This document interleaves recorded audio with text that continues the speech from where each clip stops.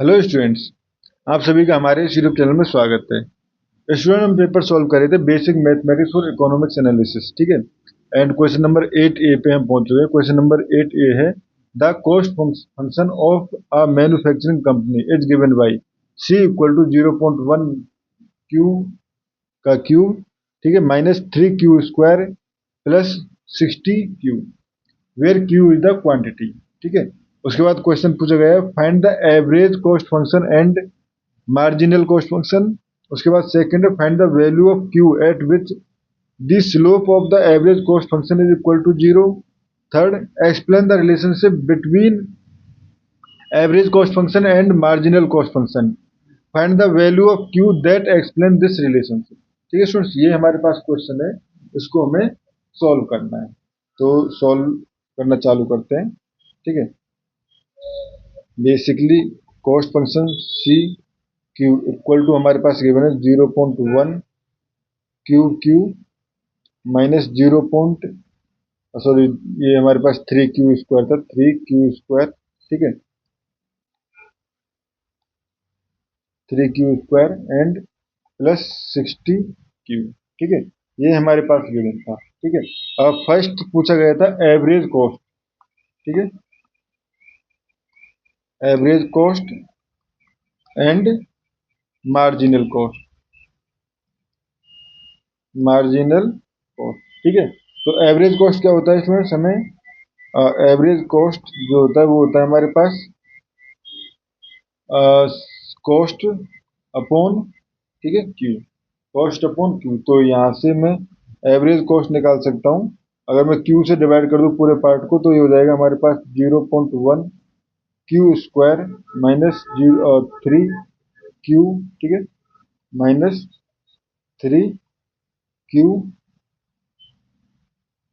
And plus 60, ठीक है, ये हो गया।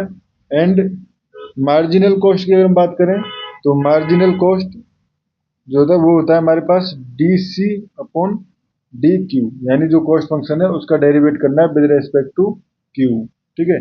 तो यहाँ से हो जाएगा हमारे पास 3 आगे आ जाएगा तो 0 मल्टीप्लाई होगा 0.1 से, तो 0.3 क्यू स्क्वायर, ठीक है, माइनस इधर इसका करेंगे तो 6Q प्लस 60, ठीक है। ये हो गया हमारे पास मार्जिनल कॉस्ट, ठीक है स्टूडेंट्स, ये हो गया।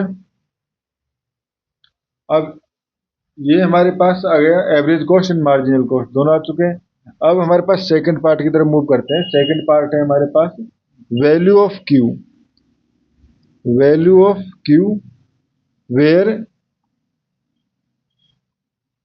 Slope of AC average cost is 0, ठीक है। तो पहले स्लोप निकालते हैं, यानी DC अपॉन, तो स्लोप क्या हो जाएगा DC अपॉन DAC, तो DAC अपॉन DQ, ठीक है। तो DAC ये रहा हमारे पास फंक्शन, ठीक है। इसका डेरिवेट करेंगे विद रेस्पेक्ट टू Q तो ये हो जाएगा 0.2Q, ठीक है, माइनस 3, ठीक है। तो ये इक्वल टू 0 अगर पुट करें, इक्वल टू 0, क्योंकि हमें ये इक्वल टू 0 पुट करना है, तो ये हो जाएगा Q इक्वल टू 3/0.2, या हम कहें 30/2 या 15, ठीक है। Q की वैल्यू जो है स्टूडेंट्स 15 हो जाएगी, यानी Q इक्वल टू 15 पे अपना एवरेज कॉस्ट जो है वो इक्वल टू 0 होगा, ठीक है। ये हो गया 10। तो अब यहाँ से अगर हम कुछ रिलेशन निकालना चाहें तो देखो, if marginal cost is less than average cost, ठीक है, then average cost will be less than 0, ठीक है। तो यहाँ पे एवरेज कॉस्ट विल डिक्रीजिंग, ठीक है। If marginal cost greater than average cost, ठीक है, then average cost will be greater than 0, ठीक है। सर ये तो ठीक है, सॉरी, थर्ड हमारे पास ये रिलेशन पूछा गया था, उसको रिलेशन के लिए ये नहीं, ये तो हमारे पास कुछ और ही चले गए थे, ठीक है। तो इसको रिमूव करिए, क्योंकि रिलेशन निकालना है, तो रिलेशन निकालने के लिए हमें बेसिकली हमारे पास रिलेशन किस लिए पूछा गया, relation between relation between average cost and marginal cost, ठीक है, एंड वैल्यू ऑफ क्यू, ठीक है, दैट इज इलस्ट्रेट के बेसिकली हमारे पास किस तरह से गिवन दिया जा सकता है। तो ये हमारे पास एवरेज कॉस्ट में बेसिकली स्लोप जो है वो इक्वल टू मार्जिनल कॉस्ट, ठीक है, minus average cost upon Q, ठीक है। अब देखो क्यू जो है वो तो हमारे पास पॉजिटिव है, तो मार्जिनल कॉस्ट अगर लेस देन होगा एवरेज कॉस्ट से, तो उस कंडीशन में जो स्लोप होगी वो हमारे पास क्या हो जाएगी, नेगेटिव, एंड नेगेटिव लेते ही ये हमारे पास less than zero implies decreasing, यानी कि average cost is decreasing, average cost is decreasing, ठीक है। अगर हमारे पास marginal cost greater than average cost है, तो उस कंडीशन में एवरेज कॉस्ट जो है वो स्लोप जो है वो greater than zero implies average cost increasing, ठीक है। एंड अगर marginal cost equal to average cost है, तो उस कंडीशन में ये हमारे पास जीरो हो जाएगा, ठीक है, स्लोप जीरो हो जाएगा, implies marginal cost meets average cost, ठीक है, at AC minimum, minimum slope पे मिनिमम ये हमारे पास मैच करेगा, ठीक है स्टूडेंट्स, ये हो गया हमारे पास। उसके बाद find where marginal cost equal to average cost, ठीक है। तो ये अगर निकालना है तो देखो मार्जिनल कॉस्ट हम पहले ही निकाल चुके हैं, एवरेज कॉस्ट दोनों में निकाल चुके हैं।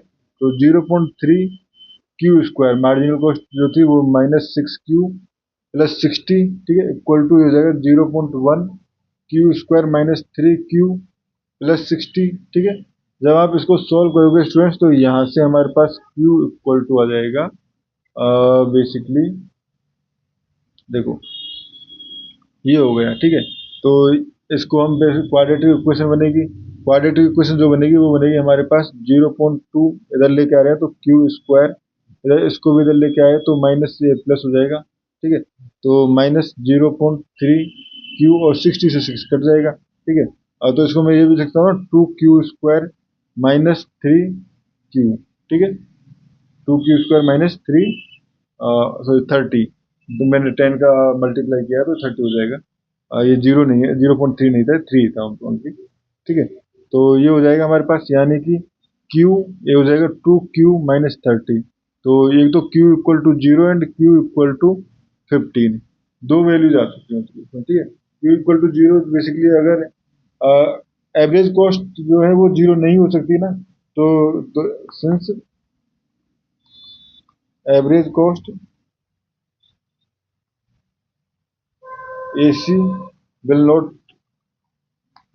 be zero, not be zero, so हमारे पास यहाँ पे Q वाला कौन सा केस बचा है, 15 will be considered only, will be considered, ठीक है। तो basically at 15 Q equal to 15, ठीक है, average cost equal to marginal cost, और आप चाहे तो वेरीफाई कर सकते हो। और ये कितनी आएगी हमारे पास, बेसिकली किसी भी फंक्शन में आप पुट करके देख लेना, चाहे इसमें चाहे इसमें, ठीक है। तो ये आएगी आपके पास 37.5, ठीक है। तो बेसिकली मार्जिनल कॉस्ट पे हमारे पास क्वांटिटी जो है वो एवरेज कॉस्ट पे जो क्वांटिटी है वो हमारे पास 37.5 आएगी, ठीक है स्टूडेंट्स। तो ये हमारे पास हो गया, ठीक है स्टूडेंट्स। एंड अगर हम देखें फोर कुछ और क्वेश्चन फुल पार्ट था क्या इसमें, एंड एक्सप्लेन द रिलेशनशिप, तो एक्सप्लेन रिलेशनशिप को और भी एक्सप्लेन किया जा सकता है, ठीक है। तो भले ही आप क्यू इक्वल टू 10 के लिए तो आप और रिलेशन भी निकाल सकते हो, जो डिक्रीजिंग इंक्रीजिंग वाला केस है, बट इतना कर दोगे वो भी स्टूडेंट्स काफी रहेगा, ठीक है। तो स्टूडेंट्स इस क्वेश्चन में इतना ही करना था, थैंक यू।